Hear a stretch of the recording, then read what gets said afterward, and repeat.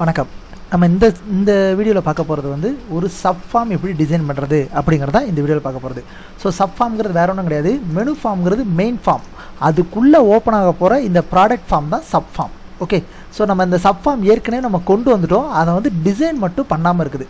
So இந்த மாதிரி ஒரு டம்மியாக ஒரு ஃபார்ம் வந்து ஓப்பன் ஆகிட்டு தான் இருக்குது. அதை வந்து எப்படி நம்ம டிசைன் பண்ணுறது அப்படிங்கிறதான் இப்போ நம்ம பண்ண போகிறது. நான் ஏற்கனவே சொல்லியிருக்கேன், கிரியேட் நியூவில் நம்ம ப்ராடக்ட் கிளிக் பண்ணும்போது, அதாவது சப் ஃபார்ம் ஓப்பன் ஆகும்போது இந்த இடத்துலேருந்து இந்த இடத்துக்குள்ளே தான் அது வந்து ஒர்க் ஆகணும் அப்படிங்கிற மாதிரி நான் ஆல்ரெடி சொல்லியிருக்கேன். ஸோ அதை தான் இப்போ நம்ம இந்த வீடியோவில் பார்க்க போகிறதும். ஓகே, ஸோ நான் எனக்கு தேவைக்காக இந்த இமேஜோட வேறு ஒரு இமேஜ் மட்டும் இந்த வீடியோவில் மாற்றியிருக்கேன். ஓகே, ஸோ அதுக்கடுத்து ப்ராடக்ட் ஃபார்ம் ஓப்பன் பண்ணிக்கிறேன். ஃபஸ்ட் எடுத்து எனக்கு இந்த ப்ராடக்ட் ஃபார்மில் இந்த அவுட்டர் லைன் வந்து எனக்கு தேவை கிடையாது. ஸோ பார்டரில் நன்னு நான் கொடுத்துட்றேன். ஓகே, ஸோ இது வந்து எனக்கு கரெக்டாக இருக்கா இல்லையாங்கிறத நான் செக் பண்ணி பார்க்குறேன். ஸோ கிரியேட் நியூவில் ப்ராடக்ட் கிளிக் பண்ணும்போது எனக்கு இந்த பார்டர் எதுவுமே இல்லாமல் வருது. ஸோ அடுத்த ஸ்டெப் எனக்கு என்ன வேணும் அப்படின்னா, இந்த இடத்துலேருந்து இந்த இடத்துக்குள்ளே தான் இது ரன் ஆகணும் அப்படிங்கிற மாதிரி நான் வைக்க போகிறேன். ஸோ அதுக்கு நான் என்ன பண்ணணும் அப்படின்னா, இந்த ஃபார்மை செலக்ட் பண்ணிவிட்டு அந்த ஃபார்ம் வந்து ஃபஸ்ட்டு விண்டோ ஸ்டேட் வந்து நார்மலில் இருக்கணும். ஏன்னா இது வந்து மேக்ஸிமைஸ்லேயோ மினிமைஸ்லேயோ இருக்கக்கூடாது, நார்மலில் இருக்கணும். நார்மலில் இருந்தால் தான் நம்ம தேவைக்கு தகுந்த மாதிரி சைஸ் வைக்க முடியும். ஓகே, அதுக்கடுத்து இந்த ஸ்டார்ட் அப் பொசிஷன் வந்து மேனுவலில் தான் இருக்கணும். மேனுவலில் இருந்தால் தான் நம்ம எந்த இடத்துல வேணுமோ அந்த இடத்துல வச்சுக்கொள்ள முடியும். அதுக்கப்புறம் இந்த ஷோயின் டாஸ்க் பார் வந்து ஃபால்ஸில் இருக்கணும். நான் ஏற்கனவே மெனு ஃபார்ம் டிசைன் பண்ணும்போதே ஆல்ரெடி சொல்லியிருக்கேன்.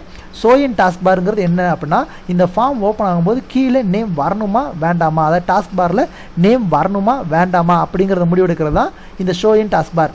மெயின் ஃபார்மை தவிர வேறு எந்த ஃபார்ம் ஓப்பன் ஆகும்போதும் கீழே வந்து நேம் வரக்கூடாது. ஸோ அதனால் ஷோயின் டாஸ்க் பார் அப்படிங்கிற ஆப்ஷன் வந்து ஃபால்ஸில் இருக்குது. ஓகே, ஸோ அதுக்கப்புறம் இப்போ நான் வந்து ஃபார்ம் லோட் ஆகும் பொழுது ஸோ மீ அப்படின்னா இந்த ஃபார்மோட நேமை குறிக்கும். அதாவது இந்த இடத்துல ப்ராடக்ட்ஸ் ஃபார்ம் டாட் அப்படின்னு கொடுக்கறதுக்கு பதிலாக மீன்னு கொடுத்துக்கலாம். இது வந்து ஒரு ஷார்ட்கட்டுன்னு வச்சுக்கோங்க. அதாவது இந்த ஃபார்மை குறிக்கும், மீன்னா இந்த ஃபார்மை குறிக்கும் அப்படிங்கிற மாதிரி. So me dot left is equal to 0. Okay, and me dot top is equal to ஒரு 3000 நான் வச்சுக்கிறேன்.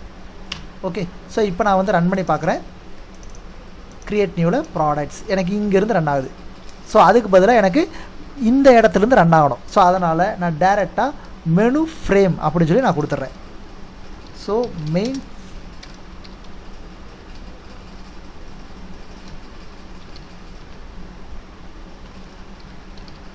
இப்படியும் கொடுக்கலாம். அது மெனு ஃபார்மோட மெனு ஃப்ரேமோட ஹைட்டை எடுத்துக்கொள் அப்படின்ட்டு. ஸோ இப்போ எப்படி வருதுன்னு பாருங்கள், கிரியேட் நியூவில் ப்ராடக்ட். ஸோ அது வந்து எனக்கு கொடுக்கலாம், ஆனால் எனக்கு கொஞ்சம் டிஃப்ரென்ஸ் தெரியல. ஏன்னா இதுவும் அதே கலர் இதுவும் அதே கலர் இருக்கிறதுனால டிஃப்ரென்ஸ் தெரியாமல் இருக்குது. ஸோ அதனால் இப்போ நான் க்ளோஸ் பண்ணிக்கிறேன். ஸோ ப்ளஸ் ஒரு 100 மட்டும் கூட்டிக்கிறேன். இப்போ எனக்கு டிஃப்ரென்ஸ் தெரியுதா இல்லையாங்கிறத பார்க்குறதுக்கு. ஸோ 100 பதிலாக 1000 கூட்டிக்கிறேன். ஸோ கிரியேட் நியூவில் ப்ராடக்ட்ஸ் கிளிக் பண்ணுறேன். இப்போ எனக்கு அந்த டிஃப்ரென்ஸ் தெரியுதா? ஸோ ரெண்டுமே ஒரே கலரில் இருக்கிறதுனால டிஃப்ரென்ஸ் தெரியாமல் இருக்குது. இப்படியும் கொடுக்கலாம், அல்லது டைரெக்டாக 2500 இப்படியும் கொடுத்துக்கலாம். அது நம்மளோட சாய்ஸ் தான். ஸோ அதை வந்து 2500 2000 மாற்றிடுறேன். க்ரியேட்டில் ப்ராடக்ட்ஸ் இன்னமும் எனக்கு கம்மி ஆகலை. ஸோ 2000ங்கிறத 1700 மாற்றிடுறேன். இப்போ ரன் பண்ணுறேன். Create நியூவில் product. ஸோ 1600 வச்சுக்கிறேன்.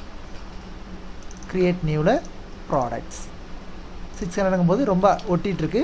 ஸோ 1650 கிரியேட் நியூவில் ப்ராடக்ட்ஸ். எனக்கு இந்த ஸ்பேஸ் கொஞ்சோண்டு இருந்தால் தான் எனக்கு பேக்ரவுண்டில் கூட இமேஜ் வந்து தெரிகிறத விட இந்த இடத்துக்கும், அதாவது மெனு ஃபார்முக்கும் நம்ம இப்போ ஓப்பன் பண்ணிகிட்டு இருக்கக்கூடிய சப் ஃபார்முக்கும் வித்தியாசம் தெரியும். ஸோ அதுக்காக தான் இந்த ஸ்பேஸ் கொடுத்துட்றேன். ஸோ இப்போ எனக்கு லெஃப்ட் பொசிஷன் சரியாக போச்சு, டாப் பொசிஷன் சரியாக போச்சு. அடுத்து வந்து இதோட வித்தை வந்து நான் செட் பண்ணணும்.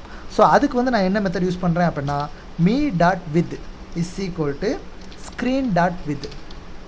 வித்துன்னா அகலம்னு அர்த்தம். டாட் வித், அதாவது இந்த ஸ்க்ரீனோட சைஸ் இங்கேருந்து இங்கே வரைக்கும் என்ன சைஸ் இருக்கோ அந்த சைஸை யூஸ் பண்ணிக்கோ அப்படின்னு நான் சொல்கிறேன். ஸோ ப்ராடக்ட்ஸ் ஸ்க்ரீன் டாட் வித்துக்கு அதுவாகவே மாறிடுச்சு. இப்போ இதை க்ளோஸ் பண்ணுறேன். அதுக்கடுத்து அதோட ஹைட்டை செட் பண்ண போகிறேன். So me dot height is equal to screen dot height, அதாவது மொத்த ஹைட்டை எடுத்துக்கோ, அதிலிருந்து ஒரு 3000 மட்டும் மைனஸ் பண்ணு அப்படின்னு சொல்கிறேன். அதாவது இங்கேருந்து இவ்வளோ தூரத்துக்கு இருக்கக்கூடிய ஹைட்டை எடுத்துகிட்டு அதில் இவ்வளோ தூரத்துக்கு மட்டும் கம்மி பண்ணுன்னு நான் சொல்கிறேன். ஸோ கிரியேட் நியூவில் ப்ராடக்ட் எனக்கு இன்னும் கொஞ்சம் கூட கூட்டிக்கலாம். ஸோ 3000ங்கிறத 2700 அப்படின்னு சொல்லி வச்சுக்கிறேன். இப்போ கிரியேட் நியூவில் ப்ராடக்ட் கீழே வரைக்கும் ஒட்டிருச்சு. அப்படி ஒட்டாமல் கொஞ்சம் எனக்கு ஸ்பேஸ் வேணும்.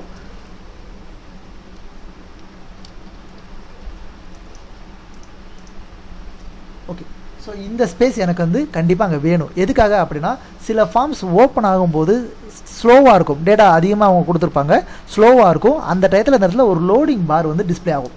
ஸோ அதுக்காக தான் இந்த மெத்தட் நம்ம யூஸ் பண்ணுறது. அந்த இடத்துல கொஞ்சோண்டு ஸ்பேஸ் வச்சிடுறது. ஓகே, ஸோ ஒரு ஃபார்ம் வந்து தேவையான அளவுக்கு இப்போ நம்ம வச்சாச்சு. அதுக்கடுத்து இந்த ஃபார்ம் வந்து அதாவது ஒவ்வொரு சப் ஃபார்ம் ஓப்பன் ஆகும்போது எந்த ஃபார்மில் இருக்கும் அப்படிங்கிறது தெரியாது. அதை கிரியேட் நியூவில் இப்போ ப்ராடக்ட் ஓப்பன் பண்ணியிருப்பேன், சப்ளையர் ஓப்பன் பண்ணியிருப்பேன், எந்த ஃபார்மில் இப்போ நம்ம பார்த்துக்கிட்டு இருக்கோம் அப்படிங்கிறது தெரியாது. ஸோ அதனால் ஒரு ஹெட்டிங் வந்து நான் க்ரியேட் பண்ணுறேன். ஸோ அந்த ஹெட்டிங் க்ரியேட் பண்ணுறதுக்கு என்ன மெத்தட் யூஸ் பண்ணுறேன் அப்படின்னா, ஸோ ஒரு லேபிள் எடுத்து கொஞ்சம் அந்த ஒரு டாட் அளவுக்கு ஸ்பேஸ் விட்டுட்டு குட்டி ஓண்டா பாதி அளவுக்கு வர்ற மாதிரி டைப் பண்ணிக்கிறேன். ஸோ இதை வந்து கேலிப்ரி இந்த மாதிரி நான் ஒரு டைமும் போய் ஃபாண்ட் செட் பண்ணுங்கிற அவசியம் இல்லை. அதுக்கு பதிலாக ஃபார்ம் டிசைன் ஆனோடனே ஃபார்முக்கே வந்து நம்ம ஒரு ஃபாண்ட் செட் பண்ணிட்டோம் அப்படின்னா அந்த ஃபாண்ட்டில் ஆட்டோமேட்டிக்காக நம்ம ட்ராப் பண்ணுறது வந்துடும். இப்போ பாருங்கள், ஆட்டோமேட்டிக்காக கேலிப்ரி ஃபாண்ட்டு 12 இருக்குது. இப்போ இது ஹெட்டிங்கிறனால இதை வந்து நான் போல்டு மட்டும் எக்ஸ்ட்ராவாக வச்சுக்கிறேன். ஓகே, அதுக்கடுத்து எனக்கு வந்து சென்டர் அலைன்மெண்ட்டில் இருக்கணும். அதோட பேக் கலர் வந்து ஸோ ஒரு வயலட் கலரில் இருக்குது, அதோட ஃபோர் கலர் வந்து ஒயிட் கலரில் இருக்குது. ஓகே, ஸோ இப்போ நான் இதை ரன் பண்ணுறேன். இதோட நேம் வந்து கேப்ஷன் வந்து ப்ராடக்ட்ஸ்.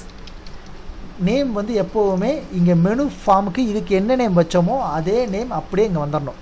ஏன்னா அப்படின்னா தான் நம்ம மெனு ஃபார்ம் அந்த ஃபார்மை கிளிக் பண்ணியிருக்காங்க, இந்த ஃபார்ம் ஓப்பன் ஆயிருக்கு, அந்த மெனுவை கிளிக் பண்ணியிருக்காங்க, இந்த மெனு ஓப்பன் ஆயிருக்கு, இந்த ஃபார்ம் ஓப்பன் ஆயிருக்குங்கிறது பார்த்தா புரியும். ஓகே, இப்போ இந்த இதை பொறுத்தவரை இங்கேருந்து எனக்கு இவ்வளோ தூரத்துக்கு ப்ராடக்ட்ஸ் இருந்தால் தான், அதாவது இந்த ஹெட்டிங் வந்து இவ்வளோ தூரத்துக்கு இருந்தால் தான் எனக்கு பார்க்குறதுக்கு அண்டர்ஸ்டாண்டபிள் ஆகும். நான் இதில் என்ன ஒரு பிரச்சனை வரும் அப்படின்னா, எல்லாருமே ஒரே சைஸ் மானிட்டர் யூஸ் பண்ணுறது கிடையாது. சிலர் மானிட்டர் பெருசாக இருக்கும், சிலர் மினி லேப்டாப்லாம் ஒர்க் பண்ணுவாங்க, சிறுசாக இருக்கும். ஸோ அப்போ எனக்கு ஸ்க்ரீனுக்கு தகுந்த மாதிரி அதோட வித்து வந்து மாறணும். அதனால தான் நான் இதை வந்து டம்மியாக இப்படி டிசைன் பண்ணிவிட்டு அதை வந்து கோடிங் மூலமாக கண்ட்ரோல் பண்ணுறேன். ஸோ அந்த டம்மி டிசைனுக்கு வந்து அதாவது இந்த ஹெட்டிங்க்கு வந்து நான் பேர் வந்து என்ன வச்சுக்கிறேன் அப்படின்னா ஹெட்டர் லேபிள் அப்படின்னு வச்சுக்கிறேன். ஸோ ஃபார்ம் லோட் ஆகும்போதுனா இதை கிளிக் பண்ணிங்கன்னா, அதாவது ஒரு எம்டி பிளேஸில் வச்சு கிளிக் பண்ணிங்கன்னா ஃபார்ம் லோட் ஆகும்போது இப்போ அடுத்து வந்து header label dot width is equal to screen dot with minus ஒரு 50. ஏன்னா எனக்கு ரெண்டு சைடு கொஞ்சோண்டு ஸ்பேஸ் இருக்கணும். அதனால தான் நான் ஃபஸ்ட்டு ட்ராப் பண்ணும்போதே கொஞ்சோண்டு ஸ்பேஸ் விட்டேன், எனக்கு 50 பத்தலை. ஸோ க்ளோஸ் பண்ணிவிட்டு மறுபடியும் ஒரு 300ன்னு சொல்லி வைக்கிறேன். இப்போ க்ரியேட் நியூவில் ப்ராடக்ட்ஸ். இப்போ பார்த்தீங்களா ரெண்டு சைடும் கொஞ்சோண்டு ஸ்பேஸ் இருக்குது. ஸோ இப்போ நமக்கு வந்து ஹெட்டிங் தயாராகிருச்சு. அதுக்கடுத்து இதை க்ளோஸ் பண்ணிடுறேன். க்ளோஸ் பண்ணதுக்கப்புறம் இப்போ வந்து இதில் வந்து ஒரு எக்ஸிட் பட்டன் வைக்கணும். ஓகே, ஸோ அந்த எக்ஸிட் பட்டன் எப்படி நான் டிசைன் பண்ணுறேன் அப்படின்னா, இப்போ வழக்கமாக ஒரு பட்டன் ட்ராப் பண்ணுறேன்னா இப்படி நான் ட்ராப் பண்ணுவேன். ட்ராப் பண்ணதுக்கப்புறம் இதோட பேரை வந்து ஃபஸ்ட்டு எக்ஸிட் பட்டன்னு சொல்லி மாற்றிடுறேன். ஸோ அதுக்கடுத்து இதோட கேப்ஷனை வந்து எக்ஸிட்னு மாற்றுவேன். ஸோ எக்ஸிட்னு மாற்றுறேன். அதுக்கடுத்து வந்து இதோட ஸ்டைலை வந்து கிராஃபிக்கல்னு மாற்றிடுறேன். அப்போனா தான் எனக்கு வந்து பேக் கலர் வந்து சூஸ் பண்ண முடியும். சூஸ் பண்ணால் அங்கே தெரியும். ஸோ இப்படி தான் வைக்க முடியும். ஸோ இதுக்கு மேலே இந்த பட்டனை வந்து டிசைன் பண்ண முடியாது. வேணால் கலரை வேணால் மாற்றிக்கலாம், அவ்வளோதான். கலரை மாற்றிக்கலாம், ஃபாண்ட்டை மாற்றிக்கலாம். எனக்கு இப்போ என்ன வேணும் அப்படின்னா இந்த ஃபாண்ட்டோட 4 கலர், அதாவது இந்த பிளாக் கலரில் எக்ஸிட்டுங்கிற எழுத்து இருக்கா, இந்த எழுத்தை வந்து இதே மாதிரி வெள்ளை கலரில் வைக்கணும்னு நினைக்கிறேன். விசுவல் பேஸ் 6.0வோட இது வந்து ஒரு நெகட்டிவ் ட்ராபேக். அதாவது ஒரு பட்டன், ஒரு கமாண்ட் பட்டன் நீங்கள் ட்ராப் பண்ணுறீங்க அப்படின்னா அந்த கமாண்ட் பட்டனுக்கு எழுத்தோட கலரை மாற்ற முடியாது. மாற்றுறதுக்கு இங்கே ஆப்ஷன் இருக்காது. ஸோ எனக்கு டிசைனும் அழகாக இருக்கணும் அப்படிங்கிறதுனால நான் வந்து இதுக்கு சப்போர்ட்டாக பவர் பாயிண்ட் யூஸ் பண்ணிக்கிறேன். ஸோ பவர் பாயிண்ட் எப்படி யூஸ் பண்ணுறேன் அப்படின்னா, பவர் பாயிண்ட் ஓப்பன் பண்ணிவிட்டு இதில் வந்து எக்ஸிட்னு சொல்லி ஒரு இதை ட்ராப் பண்ணிக்கிறேன். ஸோ இந்த எக்ஸிட்டை வந்து கிளிக் பண்ணதுக்கப்புறம் இந்த இடத்துல கிளிக் பண்ணிவிட்டு இது ஏற்கனவே கேலிப்ரி ஃபாண்ட்டில் தான் இருக்குது. ஸோ பிரச்சனை இல்லை. 12 ஃபாண்ட் சைஸ் குட்டியோண்டா மாறட்டும். இப்போ இதை வந்து எனக்கு தேவையான அளவுக்கு இது வச்சுக்கிறேன். இதான் என்னோடய பட்டன் சைஸ் ஒரு அப்ராக்சிமேட்டாக. ஸோ இதுக்கு வந்து பேக்ரவுண்ட் கலர் வந்து ஆரஞ்சு கலர் சூஸ் பண்ணுறேன். சாரி, அவுட்ஃபில் வேண்டாம், பேக்ரவுண்ட் கலர் சூஸ் பண்ணிக்கோங்க. ஸோ இப்போ என்னோடய ஃபோர்க்ரவுண்ட் கலர் வந்து ஒயிட் கலரில் வைக்கிறேன். ஸோ இப்போ வச்சுட்டு இங்கே வெளியில் கிளிக் பண்ணதுக்கப்புறம் இதை இப்படி செலக்ட் பண்ணுங்கள். அது இப்படி செலக்ட் ஆயிரும். செலக்ட் ஆனதுக்கப்புறம் Ctrl+C ப்ரெஸ் பண்ணிங்கன்னா காப்பி ஆயிரும்.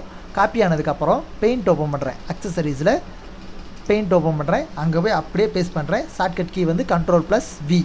பேஸ்ட் பண்ண உடனே ஆட்டோமேட்டிக்காக அங்கே செலக்ட் ஆகிருக்கும். டேரெக்டாக க்ராப்னு கொடுத்துடலாம்.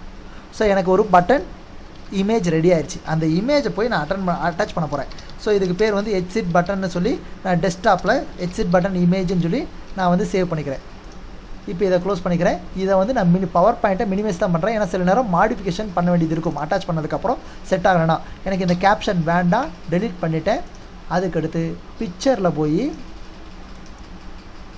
டெஸ்க்டாப்பில் இருக்கக்கூடிய எக்ஸிட் பட்டன் இமேஜை செலக்ட் பண்ணிட்டு ஓப்பன் கொடுத்தா வந்துருச்சா. ஸோ எனக்கு அந்த அட்ராக்டிவ் இமேஜ் வந்து எனக்கு இது மூலமாக கிடைக்கும்.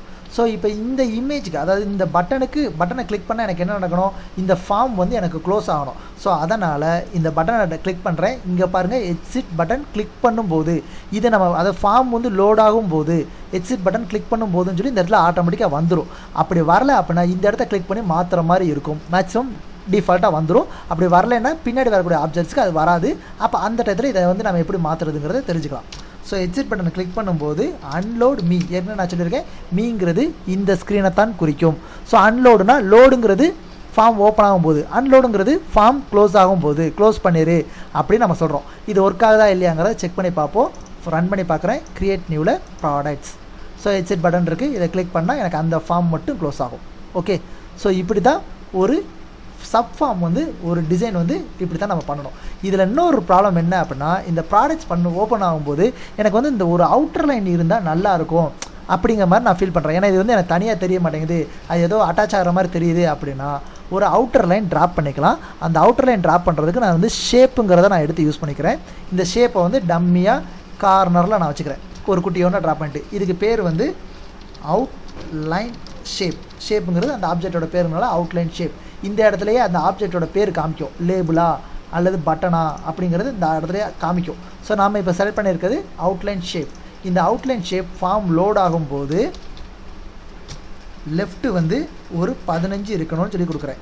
அதே மாதிரி டாப் வந்து, அதாவது பார்டரை விட கொஞ்சம் கீழே இறக்கி வர்ற மாதிரி வேணும் அப்படிங்கிற மாதிரி நான் சொல்லியிருக்கேன். அதுக்கடுத்து dot width is equal to screen dot with. So இந்த சைடு 15 ஸ்பேஸ் விட்டுறதுனால இந்த சைடு எனக்கு 15 தேவை. ஸோ அதனால் 30 மொத்தமாக ஸ்பேஸ் விட்டுறேன். Dot height is equal to me dot height. ஏன்னா இந்த இடத்துல நான் ஸ்க்ரீனை எடுக்கலை. ஸ்க்ரீன்னா எனக்கு இங்கேருந்து இவ்வளோ தூரம், ஆனால் ஃபார்மோட சைஸ் இங்கேருந்து தான் வந்திருக்கும். ரன் பண்ணி பார்த்தீங்கன்னா தெரியும். ஸோ இந்த இடத்துலேருந்து தான் நமக்கு இவ்வளோ தூரத்துக்கு வந்திருக்கு. ஸோ அதனால் மீ டாட் ஹைட் -30. ஸோ இந்த ஒரு இடம் மட்டும் மாறும். ஏன் இந்த இடத்துல மீ கொடுத்தேங்கிறது உங்களுக்கு புரியுதுல்ல? ஓகே, ஸோ அதுக்கடுத்து கிரியேட் நியூவில் ப்ராடக்ட்ஸ். இப்போ ஓகேவா? ஸோ ஒரு அவுட்டர் லைன் வந்து நமக்கு தெரியும் போது அந்த ஃபார்மோட அழகு வந்து கொஞ்சம் கூடும். அதே டயத்தில் பிளாக் கலர் சூஸ் பண்ணால் எனக்கு நல்லா இல்லை.